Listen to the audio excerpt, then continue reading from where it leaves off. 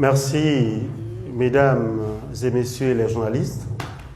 Je tiens à rappeler que nous sommes rassemblés en ces lieux pour un point de presse qui est fait par la Convention nationale des syndicats du secteur éducation.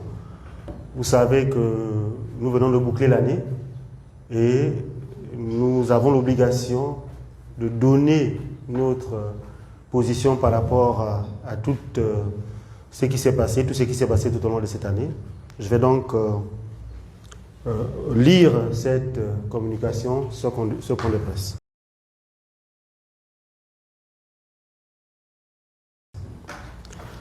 Clôture des activités syndicales de l'année 2022-2023. Point de presse.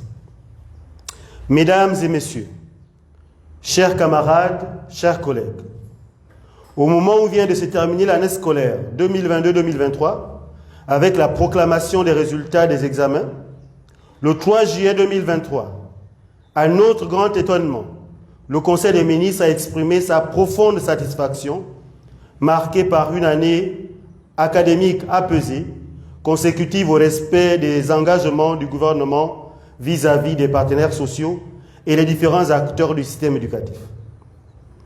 L'exécutif estime ainsi que l'année scolaire 2022-2023 s'est bien déroulée et attribue cet apaisement à la satisfaction des revendications des organisations syndicales. La CONACYCED dénonce cette communication qui tend à tromper l'opinion.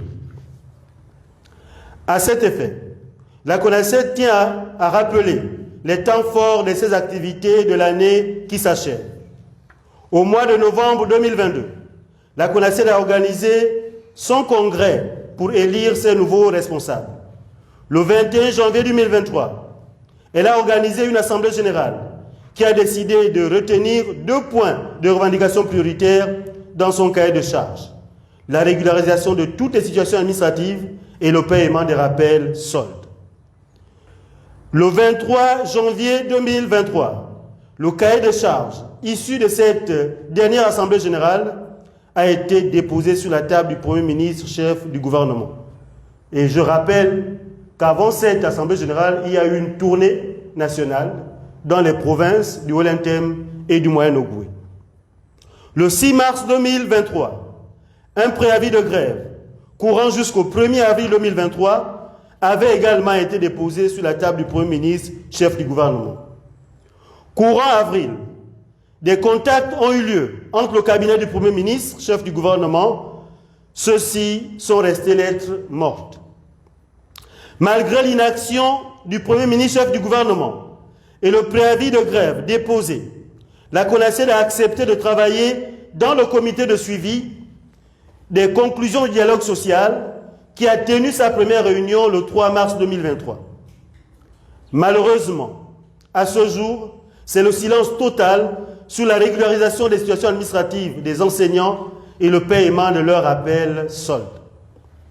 La CONACYCED est donc surprise d'apprendre par le communiqué final du Conseil des ministres du 3 juillet 2023 que le gouvernement a répondu aux préoccupations des partenaires sociaux.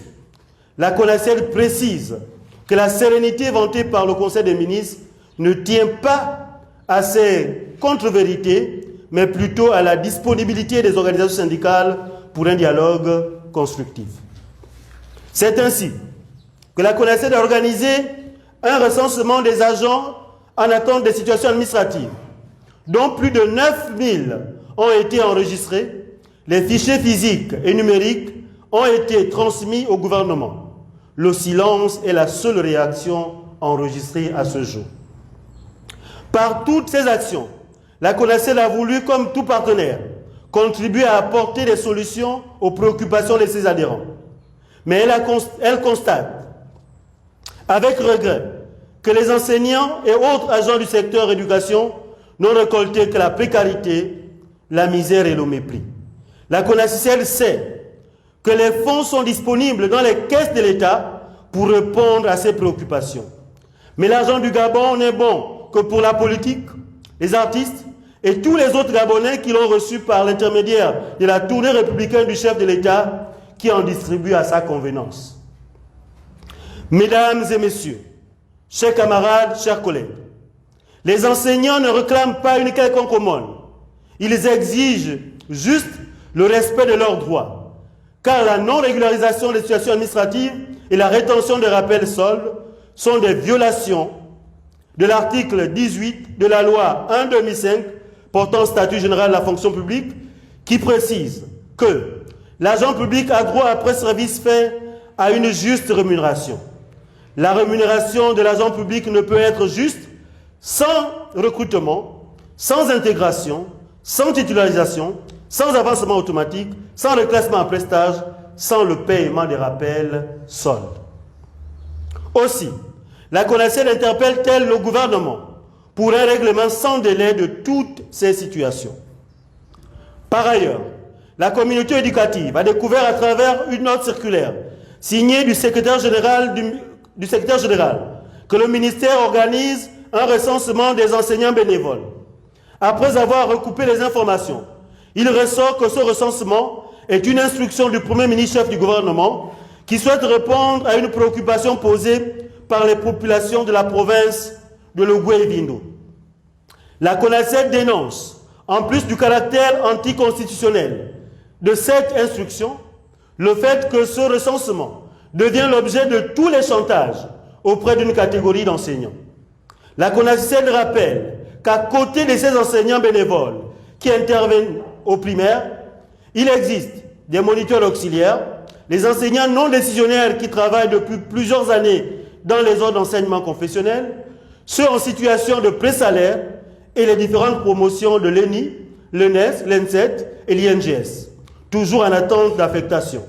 La CONACED demande au gouvernement de dégager 3000 postes budgétaires qui permettraient de régler toutes les situations des enseignants en attente de salaire. En outre, la CONACED rappelle que selon la loi, le recrutement direct est une mesure exceptionnelle et que l'accès dans les corps d'enseignement se fait sur concours. C'est pourquoi elle espère qu'en plus du concours de l'ENI, de l'ENES, de l'ENSET qui ont été programmés, celui de l'INGS le sera également très bientôt. Mais que surtout, les postes budgétaires de ces futurs fonctionnaires seront déjà mis à disposition. Par ailleurs, la CONACED attire l'attention des enseignants et de tous les agents du secteur éducation de ce que les rappels et les situations administratives ne tomberont pas du ciel. L'histoire du syndicalisme dans notre secteur nous a démontré que les grandes victoires sont obtenues par les grandes mobilisations. Nous vous invitons à profiter des vacances scolaires pour réfléchir sur les actions fortes qui nous permettront de faire bouger les lignes et de permettre à plusieurs de nos collègues vivants et décédés d'entrer enfin en possession de leurs droits légitimes. Mesdames et messieurs, chers camarades, chers collègues, au moment où le Gabon, notre bien commun, s'achemine vers les élections générales, la CONACED rappelle aux enseignants et agents du secteur éducation que notre organisation n'a aucun candidat, ni à la présidentielle, ni aux législatives, ni au local. Mais les membres du bureau national de la CONACICED et les adhérents sont des citoyens libres qui peuvent solliciter les suffrages de leurs compatriotes et ou soutenir des candidats de leur choix. Toutefois, nous avons le devoir moral de vous rappeler qu'une fois dans l'isoloir, nous avons l'obligation de nous souvenir de nos situations administratives et de nos rappels.